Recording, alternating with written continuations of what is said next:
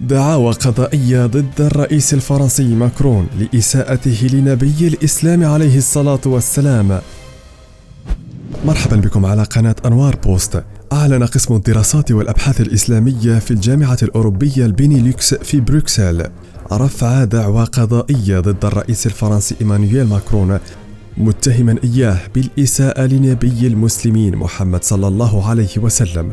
وأعلن رئيس القسم محمد الغرياني عن تقديم دعوى قضائية للمحكمة الأوروبية في لوكسمبورغ ضد ماكرون بتهمة ازدراء الأديان والدعوة للكراهية وتهديد السلم المجتمعي.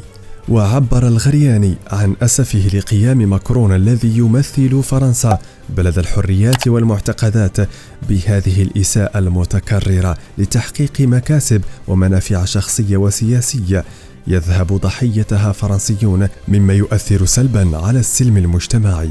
وفي السياق ذاته تقدم محاميان أردنيان ببلاغ لدى النائب العام في عمان ضد الرئيس الفرنسي إيمانويل ماكرون بسبب تصريحاتها التي يعاقب عليها القانون خلافا لأحكام المادة 273 من قانون العقوبات. وقال المحامي حسين أبو مرار لصحيفة محلية أن البلاغ جاء بعد استهزاء الرئيس الفرنسي بجميع مشاعر المسلمين والاستهتار بالمعتقد الديني للمسلمين والإساءة للرسول محمد صلى الله عليه وسلم. وجاء في البلاغ المقدم من المحامي أبو مرار والمحامي عامر غزالة أن الفعل الذي قام به ماكرون يعتبر مخالفا لأبسط حقوق المعتقدات الدينية التي تنادي بها جميع الأمم.